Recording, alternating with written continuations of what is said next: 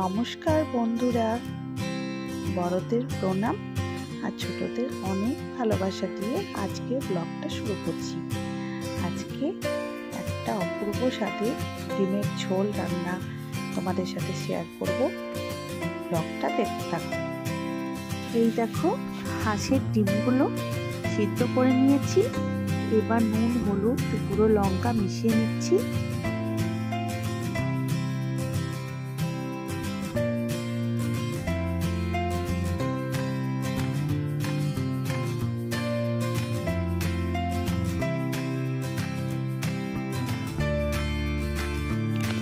ডিমে লবণ, হলুদ, কাশ্মীরি গুঁড়ো লঙ্কা দিয়ে দিয়েছি।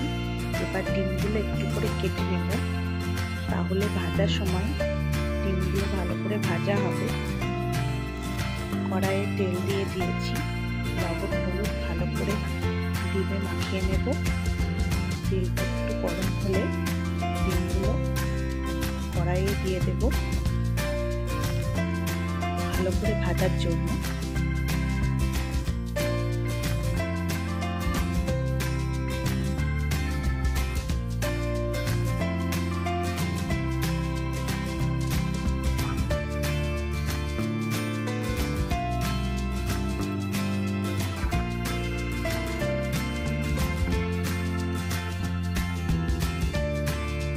প্রত্যেকে চ্যানেলটি সাবস্ক্রাইব করতে একদম ভুল করো না। যারা এখনো সাবস্ক্রাইব করোনি তারা প্লিজ সাবস্ক্রাইব করে দিও। ডিমগুলো এবার লাল লাল করে ভেজে নেব। উল্টে পাল্টে ভেজে নিতে হবে যেন চারদিকটা ভালোভাবে ভাজা হয়।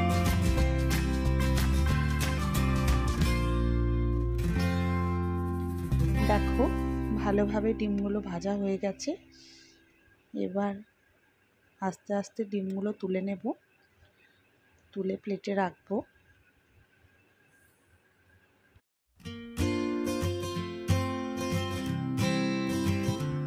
ডিমগুলো তুলে রাখার পরে অল্প একটু তেল ছিল, সেই তেলের মধ্যে আর একটা ডিমের পোচ করে নেব।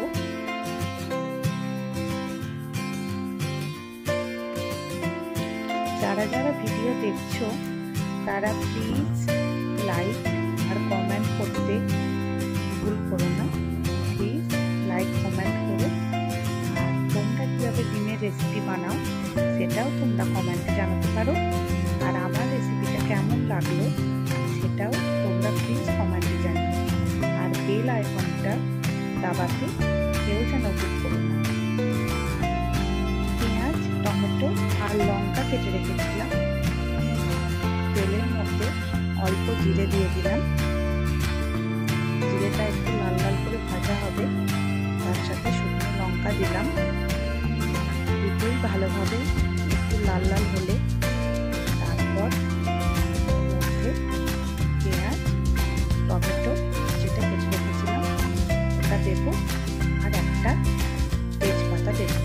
তাহলে স্বাদটা আর একটু ভালো হয়। ডিমের ঝোলে তেজপাতা দিলে খুব স্বাদটা ভালো লাগে। আর তেজপাতা আমাদের খাওয়া খুব উপকার, সেই জন্য আমরা যে কোনো জিনিসে একটা তেজপাতা দিতে পারি।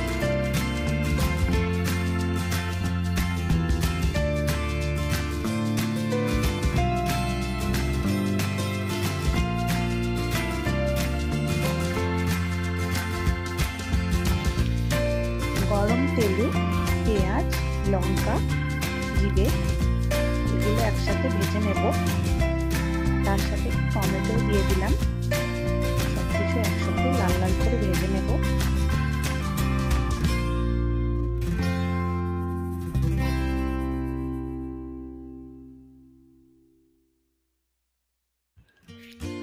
অল্প আদা বাটা দিয়ে দিলাম।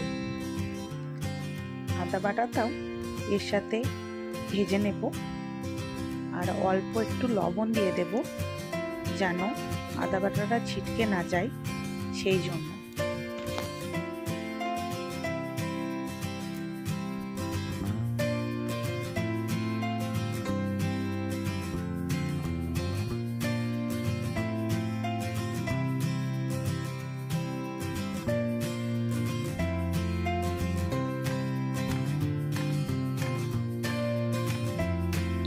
যতক্ষণ এটা লাল লাল করে ভাজা না হবে ততক্ষণ এটা কড়াইয়ে ভাজতে দিতে হবে। তারপর অল্প একটু চিনি দিয়ে দিলাম রঙটা একটু ভালো লাল লাল আসার জন্য। অল্প হলুদ দিয়ে দিলাম পরিমাণ মতো। ভালো করে নেড়ে চেড়ে যখন মশলাটা ভাজা হয়ে যাবে তখন এটাতে জল অ্যাড করব।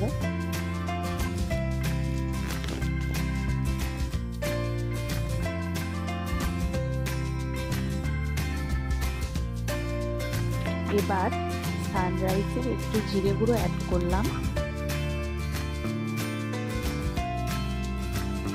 আবার ভালোভাবে জিরে গুঁড়োটা দিয়ে নেড়ে নেব। তারপর অল্প জল অ্যাড করলাম মশলাটা ভালো করে কষানোর জন্য আর পেঁয়াজগুলো টমেটোগুলো ভালোভাবে সিদ্ধ হওয়ার জন্য।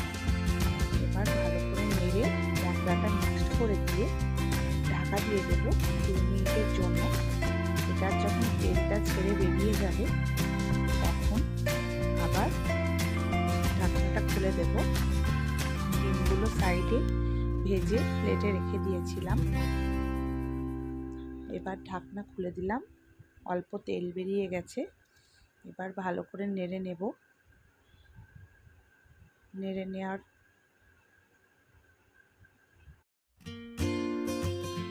মশলাটা খুব ভালোভাবে কষানো হয়ে গেছে। এবার সিদ্ধ করে রাখা আলু আর পটল দিয়ে দেব। আজকে যেহেতু আমি খুব হালকাভাবে করছি ডিমের ঝোলটা, সেই জন্য আজকে পটলগুলো সিদ্ধ করে নিয়েছিলাম।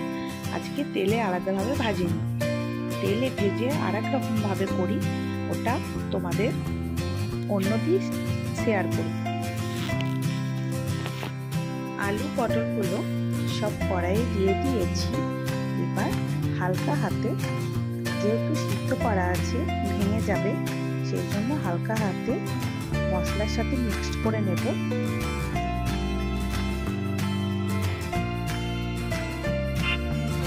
আস্তে আস্তে মিক্সড করে নিয়ে তারপর অল্প জল দিলাম। এবার জলের সাথে ভালো করে মিক্সড করে নেব, দিয়ে ডিমগুলো অ্যাড করব।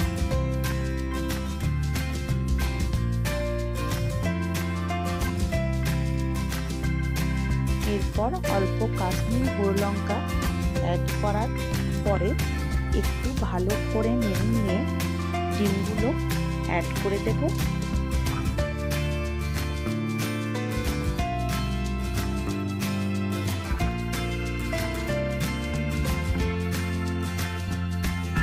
ডিমের সাথে ঝোলটা একটু মিক্সড করে দিয়ে 2 মিনিট 3 মিনিটের জন্য ঢাকা দিয়ে দেব। যেহেতু আমার আলু পটল সব কিছুই সিদ্ধ ছিল, বেশিক্ষণ ফোটাতে হবে না, একবার ফুটে উঠলে রেডি হয়ে যাবে।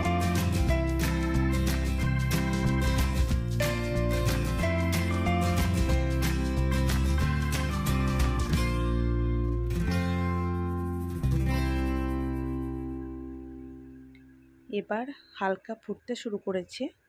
2 মিনিটের জন্য ঢাকা দিয়ে দেব। যেহেতু সিদ্ধ করে নেওয়া ছিল, বেশিক্ষণ লাগবে না। ঢাকা খুলে দেব। ডিমের ঝোল রেডি হয়ে গেছে। দেখেই বোঝা যাচ্ছে যে খুব সুন্দর স্বাদ হবে। আশা করছি তোমাদের দেখে কি মনে হচ্ছে প্লিজ কমেন্টে জানিও বন্ধুরা। আর এরকম ডিমের ঝোল তোমরা কে কে কীভাবে রান্না করো সেই রেসিপিগুলো কমেন্ট বক্সে দিও, অনেকে জানতে পারবে। তারপর ডিমের ঝোলটা তুলে রাখলাম। আর আমি যেহেতু একটু রসুন দিয়ে খাই, আর রসুনটা শেষে দিলে গন্ধটা আরও খুব ভালো আসে, তার জন্য অল্প রসুন বাটা দিয়ে দিলাম। এই ঝোলটা একটু ফুটিয়ে নেব, আর একটু জল অ্যাড করব, আর একটু কাশ্মীরি গুঁড়ো লঙ্কা অ্যাড করব, করে ফুটিয়ে নেব। বাকি ডিমের ঝোলটুকু তুলে রেখেছি, ওটাতে রসুন দিইনি, এটাই রসুন দিয়েছি। এইভাবে রেডি হয়ে গেল ডিমের ঝোল। কেমন লাগলো জানিও বন্ধুরা।